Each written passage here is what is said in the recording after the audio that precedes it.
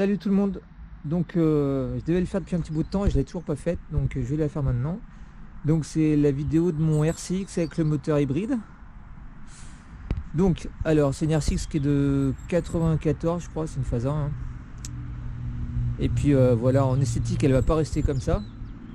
Mais bon pour l'instant elle est comme ça. Donc je vous fais le tour du propriétaire. Donc alors, train avant. Alors train avant, je crois que c'est une roue d'MBK avec un disque en fait. Non, à Trénia on m'a dit que c'était... Enfin, j'étais pas venu avec celle-là à Trénia, mais il y a un gars qui m'a dit j'ai vu ta RCX. Et donc le train avant c'est un train avant de Géraudot 50. Donc avec la roue, le disque. Voilà, apparemment c'est assez spécifique. L'étrier Grimeca, la fourche Foral. Voilà, hein, c'est comme ça, hein, c'est machin, Foral. Je sais pas si on voit bien le mètre cylindre Grimeca.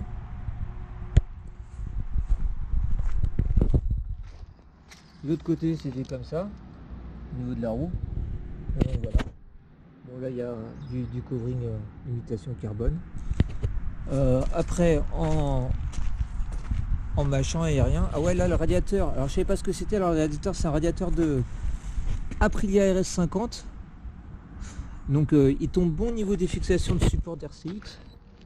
Là au niveau de là ça tombe bon, faut un peu modifier la pâte, faut la baisser un peu. Mais ça tombe bon, donc après on peut remettre les écopes avec les caches. Ça c'est des tendeurs à cheveux. Il y en a un là et un de l'autre côté. Et après voilà, c'est fixé un petit peu comme ça à l'arrache. En fait c'est pour moi quand je démonte ça va plus vite. Je le fais comme ça, je le déclipse. Clac, et puis après j'ai accès à tout.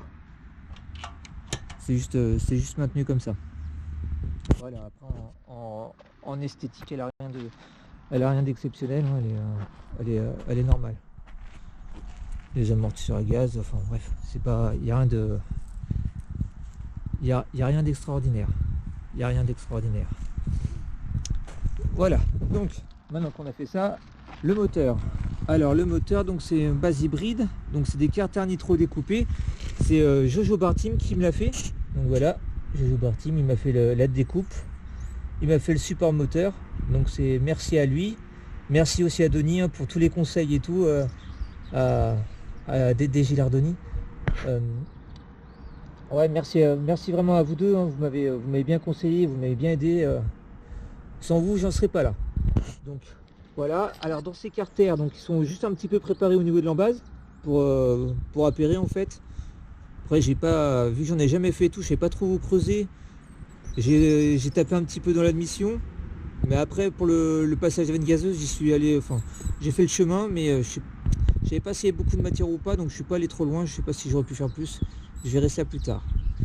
Dedans, dans ces carters, il y a un vilebrequin top perf avec une bielle de 85. J'ai pris une bielle de 85 en fait. C'est une course origine. Hein. J'ai pris bielle 85 pour pouvoir mettre tous les cylindres plus modernes en fait qu'il y a maintenant.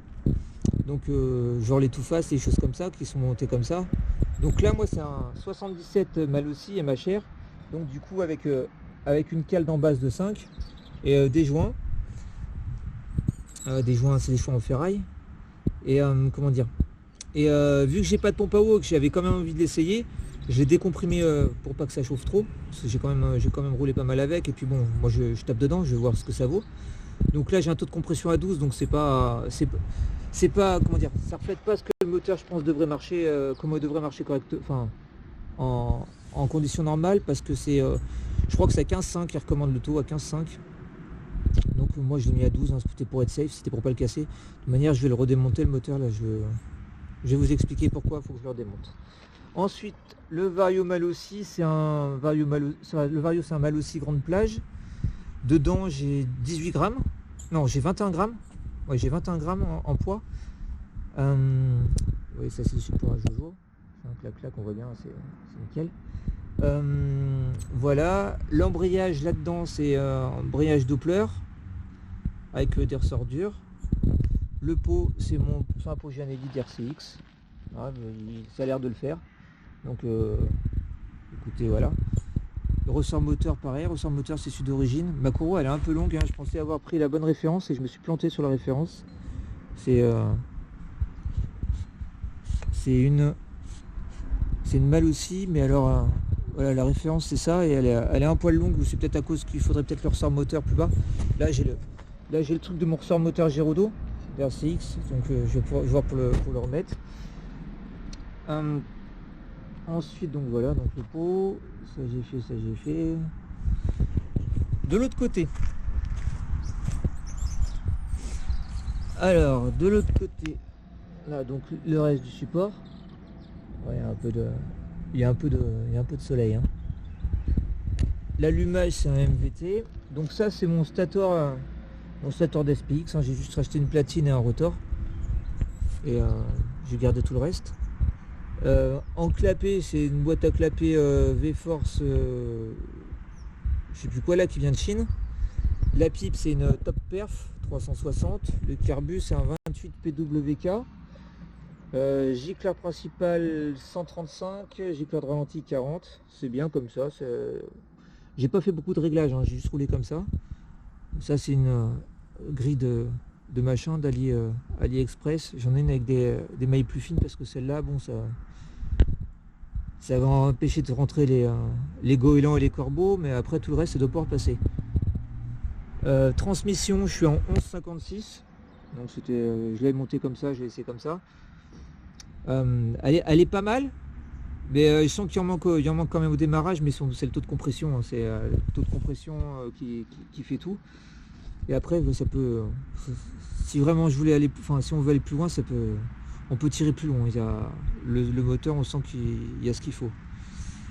Donc la bobine, moi je l'ai accrochée là. Je vais remettre le cache-pignon là, juste comme ça, juste découper là, cette face là, et juste laisser le dessus pour pas que ça jarte là-dessus. Et donc il faut que je la démonte parce que j'ai mon cadre en fait. Bon là elle est mouillée parce que je l'ai lavé. Là en fait j'ai mon cadre qui fuit, ça a déjà été ressoudé plein de fois, mais ça fuit. Donc j'ai acheté un kit Restom et je vais la démonter pour que le réservoir soit nickel, pour que ça me le bouche, et après comme ça je pourrais refaire un peu ça et puis la repeindre complète. Là aussi les tiges filetées là, c'est des tiges filetées que j'ai mis au niveau des supports. Ça c'est pareil, j'ai changé, j'ai acheté des vis longues BTR avec des écrous-freins. Donc je vais monter ça parce que ça a tendance quand même à se desserrer, hein. Ça vibre un peu. Donc voilà. Bougie, je suis en B10. Fil de bougie, j'ai acheté ça sur ce coup de face, je le trouve super fin. Je sais pas, il n'y avait pas écrit la dimension, il n'y avait pas écrit le diamètre. Je vais le changer, je vais mettre un truc plus gros. L'allumage, il est calage qui est demandé, calage d'origine, je sais plus combien c'est, 0,35 je crois. Enfin bon, voilà pour l'essentiel, hein, DM29. Poste de pilotage, il n'y a rien de spécial, hein, il n'y a rien. Elle est comme ça. Donc voilà, prochaine étape c'est démontage, le Restom. Je change mes vis de carter. Et après je saute le cylindre, je refais le squish et le taux de compression comme il faut. Et puis voilà quoi. Après ça sera bon, hein, après un coup de peinture. J'ai bien envie de la faire toute rouge avec les roues noires, mais il y a des avis contraires. Ils veulent que je laisse comme ça ou que je mette les deux roues blanches. Donc je sais pas encore, je vais voir, c'est à méditer, il n'y a rien d'arrêté, il n'y a rien de calé. Il n'y a rien de calé. Donc voilà, donc après ouais, le moteur c'est libre, hein, il n'y a pas de machin, il n'y a pas de jeu comme ça, enfin ça va pas mal, hein, franchement ça. Pour un super moteur qui est fait maison et des carters qui sont faits maison, je peux vous dire que ça tombe mieux que du Polini, ou ça tombe mieux que du Malossi. Enfin bon. Donc voilà, je vous laisse là-dessus. Encore merci à toi Jojo et à toi Denis. Hein, vous m'avez bien aidé, et puis on se retrouve.